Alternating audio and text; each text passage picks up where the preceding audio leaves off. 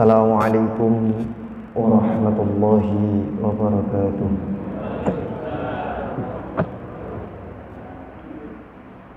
Allahu Akbar, Allahu Akbar, Allahu Akbar,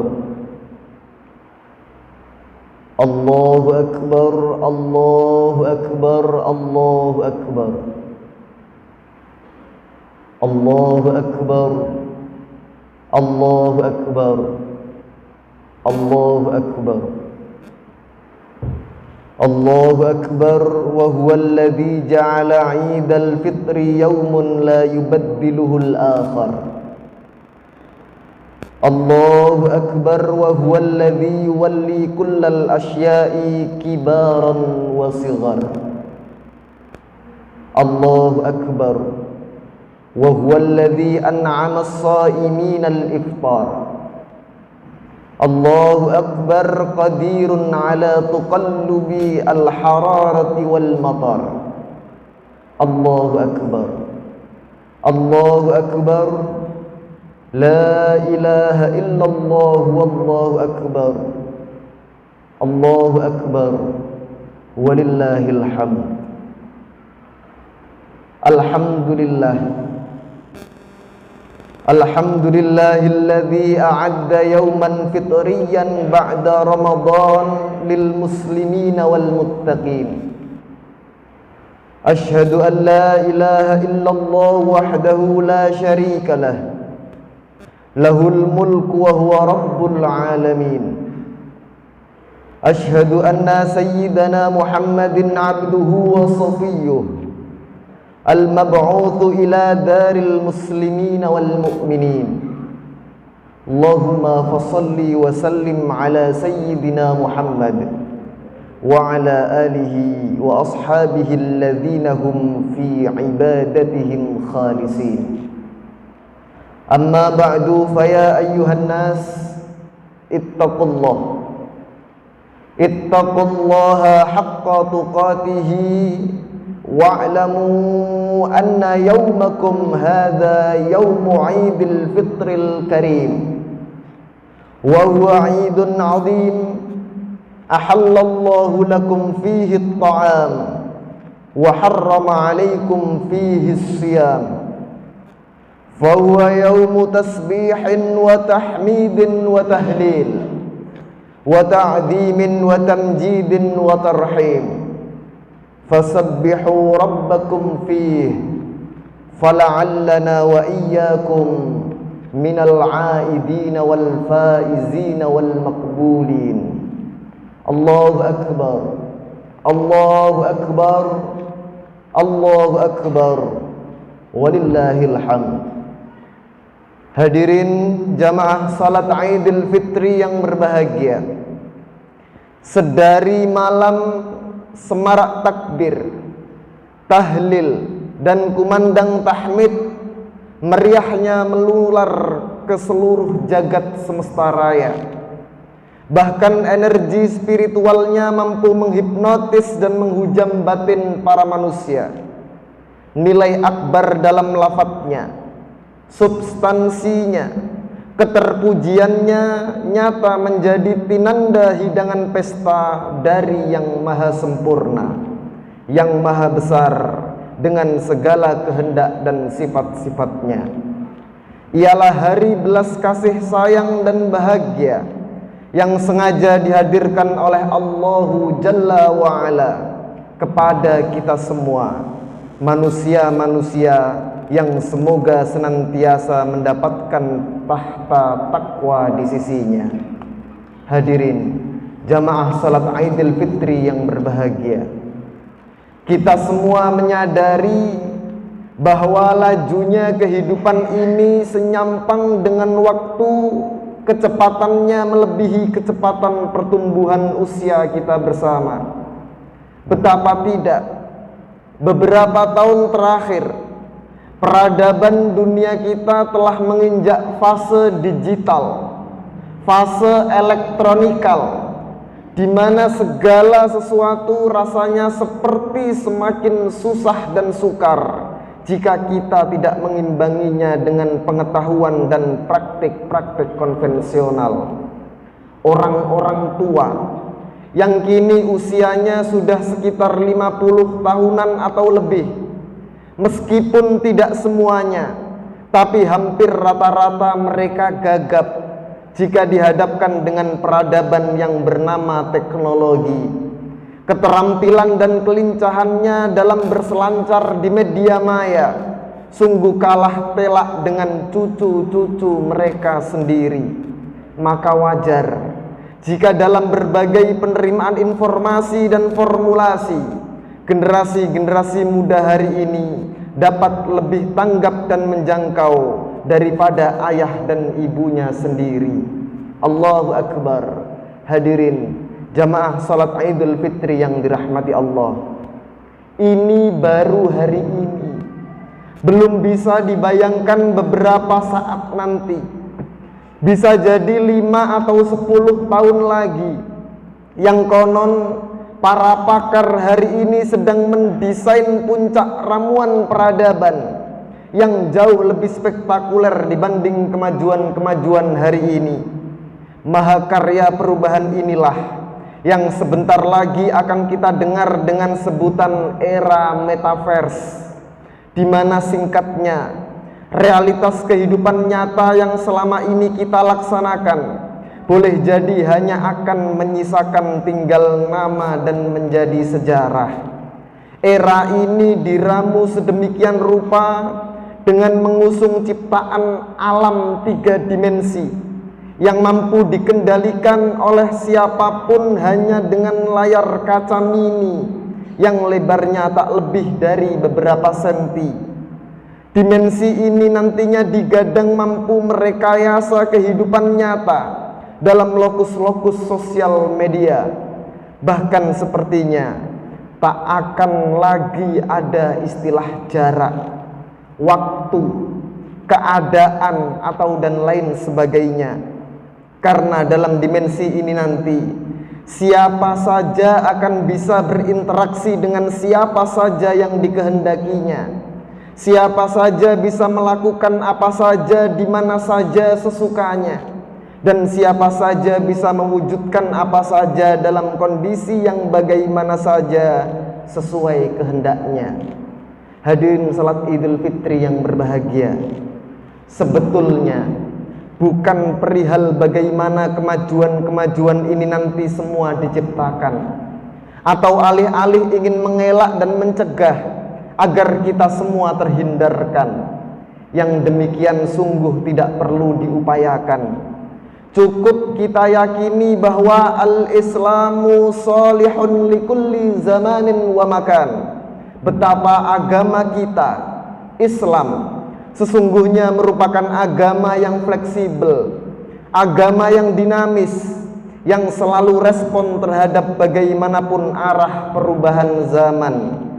Taruh misal kehidupan metaverse yang sedemikian hebat tadi sedang terjadi hari ini, maka berkaitan dengan segala jenis kemutakhirannya, patut dan harusnya ada satu hal yang layak menjadi ketakutan kita bersama, khususnya sebagai seorang muslim, adalah akan banyak bertemunya kita dengan berbagai fenomena kehilangan, yang diantaranya adalah kehilangan esensi akhlakul karimah, kehilangan kasih sayang antar sesama, kehilangan jujur dan ketulusan yang apa adanya, kehilangan mahalnya harga senyum yang semestinya, atau lebih parahnya lagi, na'udzubillah summa na'udzubillah, mungkin kehilangan semangat kejiwaan memperdalam dan menggali ilmu-ilmu agama. Allahu Akbar, Allahu Akbar, Allahu Akbar, walillahil hamd. Hadirin jamaah salat Idul Fitri yang berbahagia, kasih sayang merupakan inti dan utama dalam kontestasi kehidupan sepanjang bagaimanapun sejarahnya. Tanpa kasih sayang, kehidupan tentu akan timpang, akan ada jarak dan keterpautan baik antar si kaya dan si miskin, si sukses dan si pengangguran, si muda dan si tua, si pintar dan si bodoh, termasuk juga si pejabat dan si rakyat ataupun dan sebaliknya. Oleh karena itu para hadirin, kasih sayang adalah produk unggulan yang tak henti-henti dicontohkan dan diteladankan oleh baginda Nabi sallallahu alaihi wasallam. Beliau dalam berbagai sirah nabawiyahnya mampu menjadi siapapun di hadapan siapapun. Beliau mampu menjadi bagaimanapun dalam waktu yang kapanpun, betapapun mulia dan sucinya, setinggi wibawa serta karismatiknya, tidak pernah sedetik pun beliau menggadaikan kasih sayang dalam pribadi dan laku hidupnya. Dikisahkan dalam kitab An-Nawadir lil Qulyubi pada bab Asy-Syafaqah halaman 25 fil hikayatit tasi'ah asyrata, bahwa suatu pagi pada momentum lebaran Idul Fitri, baginda Nabi sallallahu alaihi wasallam berangkat menuju masjid untuk menunaikan sholat Id. Begitu tepat sampai di jerambah masjid, terlihat berkeliaran anak-anak kecil ramai bermain di sana. Nabi tersenyum melihat suasana bahagia hari raya saat itu.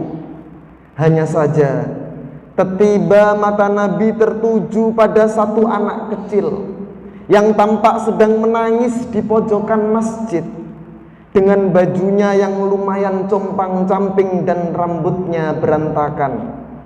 Nabi pun perlahan mendekatinya sembari beliau bertanya, "Ya walad, ma laka tabki wa la tal'abu ma'as sibyan?" Hei anak kecil, mengapa gerangan kamu menangis dan tidak ikut bermain bersama teman-temanmu yang lain? Mendengar pertanyaan tersebut, tampaknya anak kecil ini malah merasa risih dan terganggu. Tanpa peduli siapa yang sedang ada di hadapannya dan menanyainya itu, dia bahkan seketika mengusir si penanya yang belum diketahuinya tak lain beliau adalah baginda Nabi sallallahu alaihi wasallam. "Khalli anni ayyuhar rajul." Pergilah dariku wahai siapapun kamu, kata anak kecil. Jangan di sini dan coba mendekatiku. Dia membentak sambil menahan sesenggukan tangisannya. Kemudian melanjutkan bicaranya. "Inna abi mata fi ihdal ghazawati ma'a Rasulillah." Asal kamu tahu, bapakku sudah mati pada waktu dia ikut berperang bersama Rasulullah. Fatazawwajat ummi bizaujin ghairuh. Kemudian setelah itu, ibuku menikah dengan pria lain. Fa'akala mali wa akhrajani minal bait wal an laisa li ta'aman wala thiyaban. Dan kemudian pria itu merampas harta benda yang kumiliki seluruhnya. Bahkan aku dikeluarkannya dari rumah saat ini. Sekarang aku tiada lagi punya makanan, tiada punya pakaian, apalagi rumah untuk tempat kembali pulang. Sambil masih dalam tangisannya yang semakin menjadi, anak kecil ini melanjutkan bicaranya. Dan Nabi Muhammad pun masih setia, santun, berkenan mendengarkan keluh kesahnya. "Falamma ra'aitu sibyana dzawil aba'i yal'abun wa 'alaihim athyabal judud tajaddada huzni wa musibati falidzalika bakaitu." Ketahuilah wahai siapapun kamu, kata anak kecil yang belum mengetahui bahwa yang diajaknya bicara adalah Rasulullah. "Setiap kali aku melihat teman-teman yang memiliki bapak, mereka bermain-main, bersenang-senang, memakai pakaian baru, sudah barang tentu itu semua menambah beban pedihku dan kepedihanku. Ini adalah penderitaanku. Itulah kenapa aku menangis di sini." Seketika itu juga Rasulullah sallallahu alaihi wasallam memeluk tubuh anak kecil itu erat-erat. Beliau menggenggam tangannya dengan mulai berlinang air mata kasihnya. Bahkan beliau lantas berkata membisik di telinganya, "Ayyuhal walad, amma tardo an akuna laka aban." Wahai anak kecil, apakah hari ini juga kamu bersedia, kamu ridho jika aku menjadi bapakmu, atau bahkan mungkin tidak hanya itu, wa Aisyata umman wa Fatimatu ukhtan wa Aliyu amman wal Hasan wal Husaini ikhwah. Maukah kamu menjadikan Sayyidatuna Aisyah sebagai ibumu, Sayyidah Fatimah sebagai kakak perempuanmu, dan juga Ali sebagai pamanmu, pun Hasan dan Husain sebagai saudaramu? Maka dengan sangat terkejut, sambil mulai memberanikan diri membuka matanya yang sembab, anak kecil ini tak menyangka bahwa pria yang sedari tadi sedang diajaknya bicara adalah baginda Nabi Muhammad sallallahu alaihi wasallam. Sembari mengusap tangisannya, dengan raut wajah yang tentunya sangat berbahagia, dia menjawab, "Fakaifa la arda ya Rasulullah?" Bagaimana mungkin aku tidak ridho dan tidak menerima penawaran sebahagia ini, wahai Rasulullah. Tidak lama dari itu, baginda Nabi pun membawa pulang anak kecil itu sebelum melangsungkan sholat Idul Fitri. Beliau memakaikannya pakaian yang sangat bagus, memberinya makan makanan yang lezat, dan beliau pun meridhoinya kini sebagai bagian dari keluarganya. Si kecil ini pun lekas menyegerakan berangkat menuju masjid. Dia berlari dengan riang gembira dan akhirnya ikut serta bermain bersama teman-temannya. Namun pada momen pertengahan mereka semua sedang bercanda, tiba-tiba salah seorang temannya bertanya, "Ya Fulan, bukannya kamu sedari tadi menangis di pojokan masjid? Kenapa sekarang kamu terlihat begitu gembira dan bahagia?" Maka dia pun menjawab, "Tadi aku bersedih betul ketika melihat kalian sedang bersenang-senang, sementara aku lapar dan tak punya sedikit pun makanan. Bajuku compang-camping tak mampu membeli baru, dan kalian tahu bapakku sudah meninggal semasa ikut perang bersama Rasulullah. Tapi sekarang bagaimana boleh aku terus menangis sementara Rasulullah sallallahu alaihi wasallam telah merangkulku. Beliau membawaku pulang dan memberiku makan, memakaikanku pakaian yang bagus, bahkan beliau mengangkatku menjadi putranya. Asal kalian tahu, aku kini telah menjadi bagian dari keluarga dalam rumahnya." Mendengar kebahagiaan seperti itu, serempak teman-temannya yang lain berkata, "Ya laita abauna kulluhum matu fi tilkal ghazwah." Seandainya saja bapak-bapak kami dulu mati dalam peperangan bersama Rasulullah.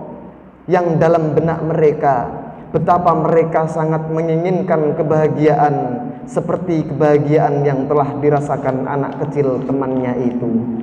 Allahu Akbar, Allahu Akbar, Allahu Akbar, walillahil hamd.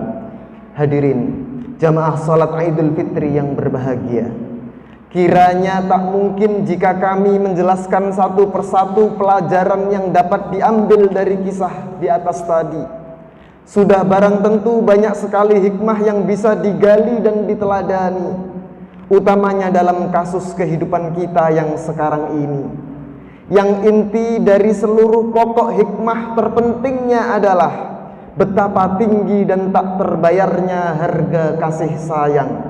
Tak pandang bulu, seeksklusif apapun posisi kita di masyarakat, setinggi apapun jabatan kita di dunia, sekaya apapun harta benda yang kita punya, sepintar apapun, sealim apapun, konkretnya kasih sayang tetap harus ditunaikan setuntas-tuntasnya kepada siapa saja dan di mana saja tentunya. Irhamu man fid dunya yarhamkum man fis samawat.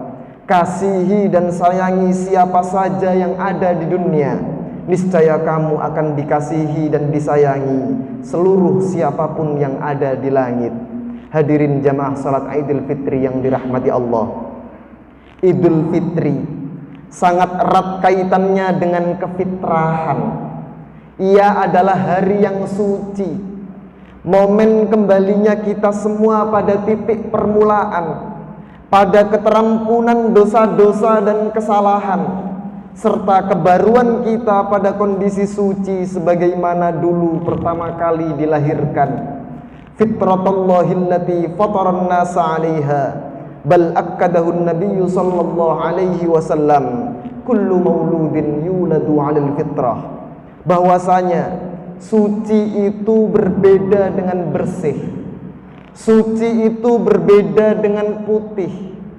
Setidaknya sesuatu layak disebut suci jika ia mencakup 3 hal di dalamnya.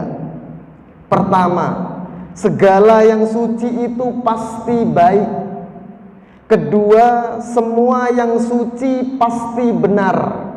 Dan yang ketiga, seluruh yang suci pasti indah. Pengupayaan baik akan melahirkan akhlak. Pengekspresian indah akan menghasilkan seni. Dan pencarian benar tak lain akan menghasilkan ilmu.